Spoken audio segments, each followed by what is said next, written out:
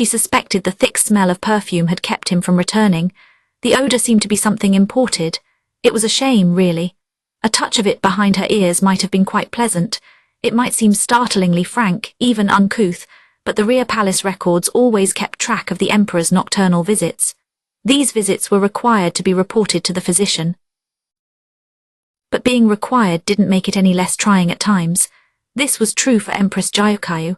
His Majesty had visited the Jade Pavilion every third night. It wasn't just for show, it definitely was not, but someone had to be posted outside the bedroom just to be sure. The duty usually fell to Hongyang, Jayukayu's chief lady-in-waiting, but when His Majesty came on consecutive nights, or the job otherwise grew too demanding, Maomao had sometimes taken up the post. I had the advantage of being used to this stuff from the pleasure district.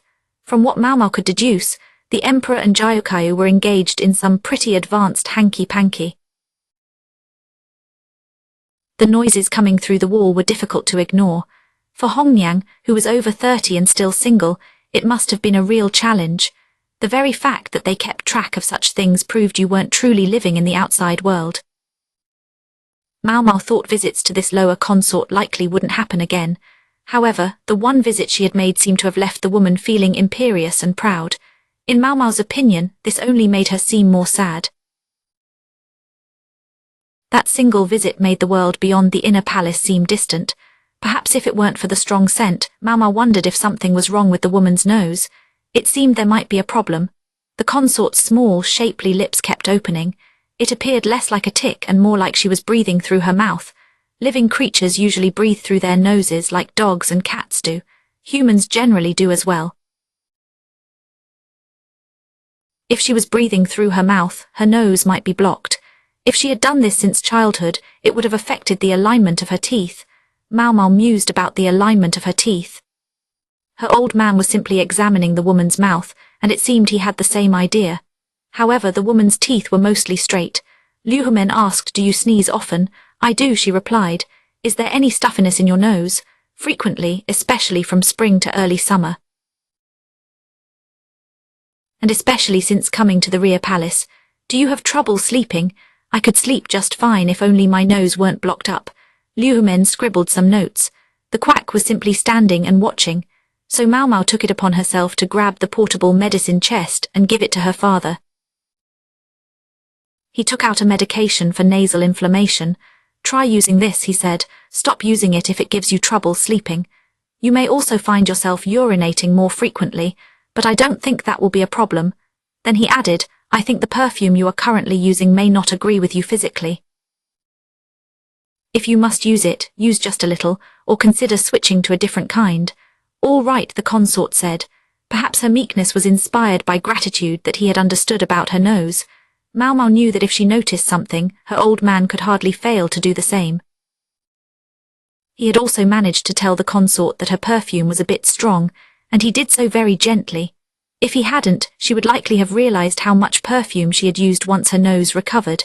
After they left the consort's room, Liu Humen began inspecting the garden. Colorful summer flowers were everywhere. "Where did this consort come from, I wonder," he said. The quack flipped through his notebook. "She is from far to the northwest, close to the desert. Oh, the climate there must be very unpleasant." Maomao's old man turned slowly toward her and the other two assistants. "Well, let's make this a teaching moment, shall we?" "What do you think caused the lady's rhinitis?" he asked with a gentle smile. Maomao was about to raise her hand when she noticed his look and put it back down. He was asking Yao and Enen as much as he was asking her. Slowly, Yao raised her hand. "Is it because her room was so stuffy? Her chamber was certainly closed up tight. That was one reason the smell refused to dissipate." Maomao thought it would not have helped. The room appeared clean enough, but it didn't seem like the consort was getting much fresh air in her living quarters. They hadn't yet seen her bedroom, and there was always the chance it was dusty. Yao continued, saying it was also possible her room was unsanitary. If her sleeping area was dirty, it could breed bugs that harmed her body. It was possible, but Maomao did not think that was what was going on. That consort did not look like a woman who had given up on attracting His Majesty's notice. If she was hoping for a visit from the imperial court, She would not fail to keep the bedchamber clean and ready. Even her overdone perfume was, as far as it went, an attempt to doll herself up.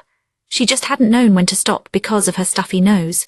Maomao observed the grasses and trees growing in the garden. She said the inflammation was worst from spring into early summer. She crouched down, plucking some grass growing by the edge of the path. It was mugwort. Maomao knew it well. She often used it in moxibustion treatments. It was a perfectly ordinary plant around here, but not, she suspected, where the consort had come from. As Maomao crouched there looking nonplussed, her father took the mugwort from her as if she were being a little brat. He said, "I'm sure the consort's bedroom is in good order. She certainly keeps it that way, ready for whenever His Majesty decides to visit." This is especially true, considering he has visited her before. Yao seemed disappointed to be told she had not answered correctly, though not directly. Liu Men knew how to comfort a slightly injured ego. You were focusing on the right things. Illness often follows from a lack of sanitation, especially in bedrooms. Now Yao seemed conflicted. Praise was good, but praise from a eunuch was that good? Maomao thought she would have gotten the right answer. Perhaps it was not very mature, but Yao was younger than her. Still, Maomao's adoptive father was one of the few people whose approval she craved. However, Liu Min continued, sneezing can also be caused by grass and flowers like these. It wasn't the same as having a cold. Plant pollen and spores could get into the body and cause fits of sneezing or seemingly unstoppable floods of snot. Pollen can wreak havoc in the body, and that is why people sneeze. It was unusual for Liu Men to state the facts quite so plainly when he was dealing with Maomao. It was enough to make her wonder if something else was happening with the woman. But no, the straightforward approach was probably easiest for Yao and Nen. Even the quack was looking at Liu Men with undisguised admiration. "You are supposed to be one of the teachers," Maomao thought to herself. Yao's hand slowly went up again. If pollen wreaks havoc on the body, why aren't we all sneezing?" she asked. Liu Men smiled. "That is a good question. Just as some people catch colds more easily than others, there are those whose bodies aren't affected by pollen. It is also possible to find your body is suddenly affected, even when it wasn't before. This can happen if you are already in ill health from something else. A long journey from a far country to an unfamiliar land is one example. It was rather like their consort. Maomao pouted. She knew all that. Her father looked at her apologetically. Physicians were expected to offer cryptic pronouncements, and students had to unravel the truth themselves. But Maomao's father didn't work that way. He was kind enough to explain things so that anyone could understand. It still strung a little, but Maomao could act like an adult too, even if she didn't always like it.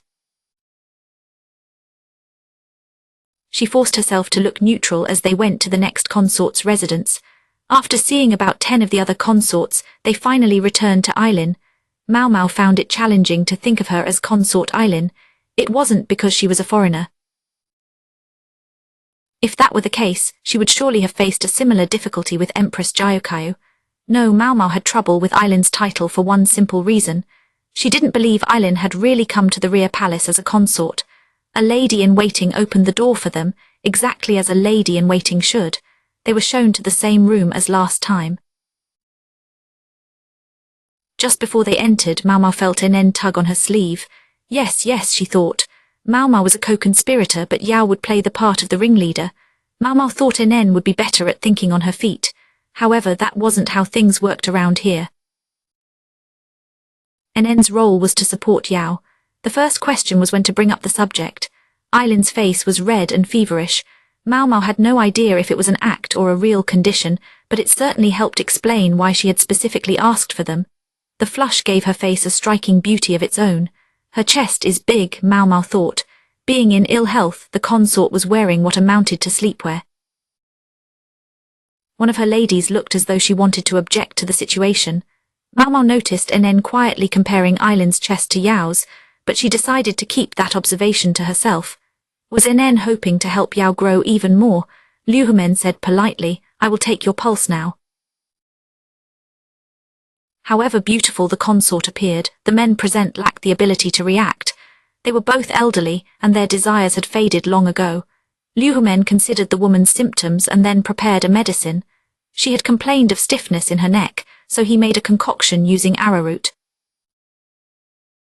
You just have a cold, he said. The unfamiliar environment here must be stressful. Thank you very much. I was thinking after your last visit, I'm glad to discover that the physicians here use more than chants and charms. Eileen wore a look of wonderment. Some doctors do practice that sort of medicine. It simply happens that I do not, Liu Humen said. She refused to specifically denigrate folk practices like chants and charms. Of course, there must be some. If you would prefer magical practices, I can certainly bring someone who specializes in them. Eileen shook her head. No, in fact, I have been very pleased not to encounter any such practices. I once served as an apprentice shrine maiden, and I would rather not find myself subjected to the rituals of another faith. Ah, I hadn't realized. Yes, if you follow the shrine maiden's faith, that is certainly understandable. The emperor was not cruel enough to make his women abandon their beliefs when they entered the rear palace. He was willing to look the other way as long as they practiced their individual religions discreetly. She abandoned her country, but it seemed faith could not be put aside so easily. I'm familiar with the shrine maiden-ism of Sheo. What will you do during rites here? Liu Humen asked, referring to the sacred observances sometimes held in the rear palace. It is no problem. As long as I receive permission to take part, I will follow the ways of my new home. A very flexible response then. Yao fidgeted as she listened to the conversation, clearly feeling she was missing her chance to talk to the consort. It seemed best not to try to talk to her at all. A good subordinate, however, can come to the rescue at such moments. The medical examination was interrupted by a distinct crack. It was the sound of Nen biting into one of the lightly toasted rice crackers. The crackers had been put on the table along with the tea. Nen, Yao exclaimed. Since she had spoken, Liu Humen and the quack did not need to intervene. Maomao knew Nen would not normally do something so impolite. My sincere apologies. They simply looked so enticing, Nen said. Do not worry. That is why they are there, Eileen said, still looking languid. At that, Nen glanced at Yao as if to say this was what she had been waiting for. It was only then that Yao seemed to realize what the other woman was doing. Why yes, they do look delicious, she said. Almost as good as the treats you gave us the last time we saw you. Those were most unusual, those pale-colored cookies. The cookies had indeed been a strange shape, but they hadn't been pale. Yao was trying to communicate that they had cracked the code. Eileen's expression did not change, although some of the ladies in waiting looked perplexed. Perhaps they hadn't known about the papers in the cookies, or perhaps they had been told they were simple fortunes. I am so glad you enjoyed them. Baking treats is a hobby of mine. I made extra for today. I do hope you will take them with you, Eileen said, a slight smile crossing her face. The smile did not reveal whether she had understood Yao's meaning, but the young women could not wait to find out what kinds of snacks the consort would give them this time. The treats Eileen gave them this time did not contain any puzzles. The 3 medical assistants confirmed this when they gathered to see what they had received after finishing their work in the rear palace. Instead, the treats contained a letter. The letter told them to go to a restaurant near the dormitory. The fact that the same letter was in all 3 of their cookies suggested they had been right to think they needed to pass the test together, or not at all. Many of the establishments in the northern part of the capital city were luxurious places. The location named in the letters was a fancy drinking establishment. Many government bureaucrats spent time there, so plenty of private rooms were available. Is it just me, or do we look out of place here? Yao asked. This was, again, a drinking establishment, a very fancy one, and despite her family's wealth, it wasn't the sort of place Yao, at just 15, was very familiar with. It also wasn't the sort of place 3 women usually went to alone.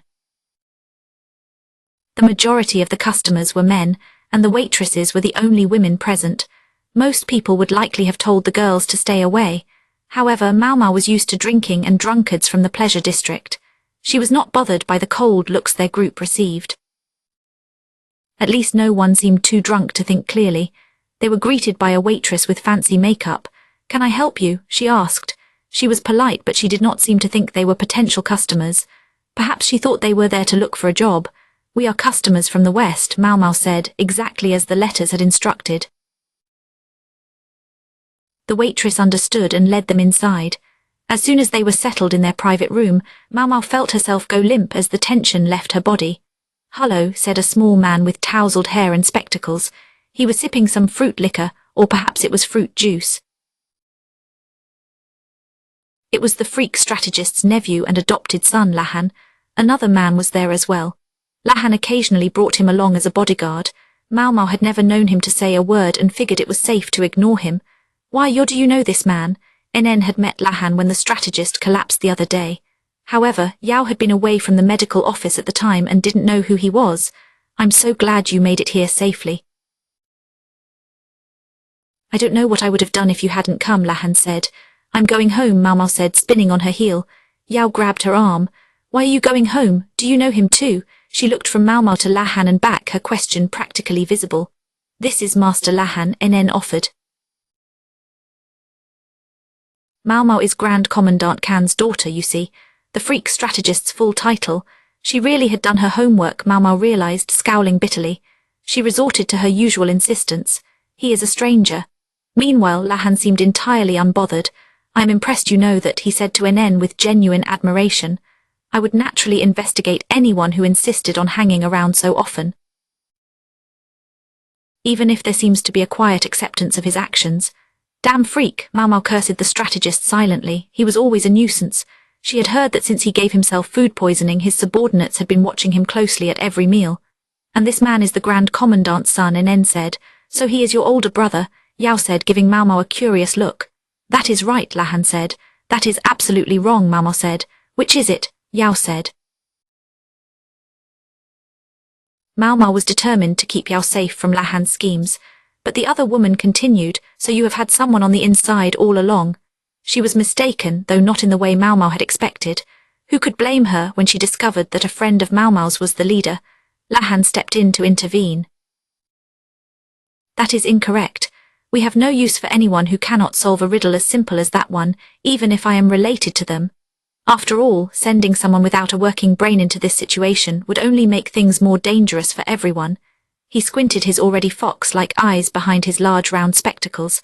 Maomao knew he wasn't simply standing up for her. It was what he truly thought. This was the man who had betrayed his own family and chased them out of their house. This was Lahan. A crook appeared on NN's lips.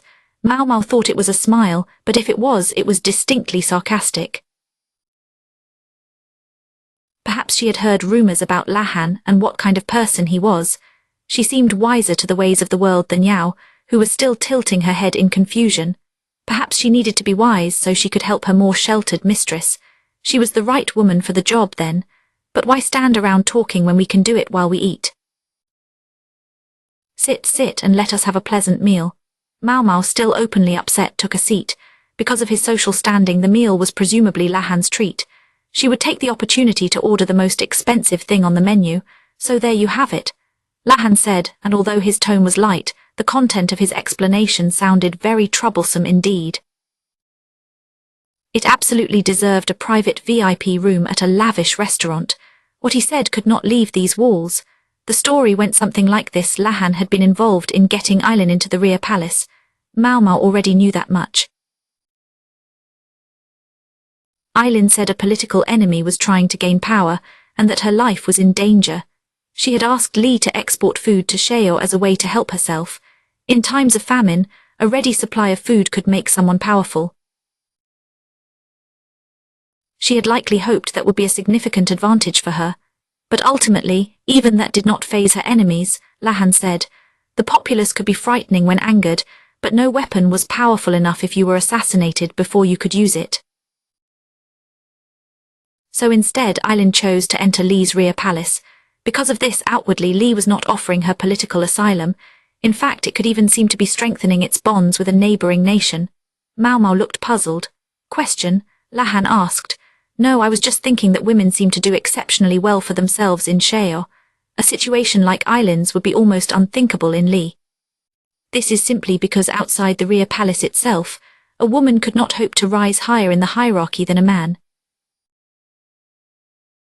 Serving as a court lady was often done to become a more attractive bride. Women were important for political marriages, certainly, but they rarely had the influence Eileen seemed to possess. What, didn't you know that? Yao chuckled, pleased to know something Maomao did not. She was clearly eager to explain. Maomao was beginning to appreciate her personality. Yao said the country of Shao is supported by two pillars. One is the king and the other is the shrine maiden. Maomao had heard about Shao's shrine maiden at least a little. Her predictions could influence the country's politics. This is what the faith sometimes called shrine maidenism. That's right, you know your stuff, Lahan said. Yao and Nen were both pretty young ladies, and he was no doubt happy to be talking to them. Traditionally, the king has the final word in political matters. This is because the shrine maiden has always been a young woman, mostly an image or symbol. But in recent years that has changed, Yao said.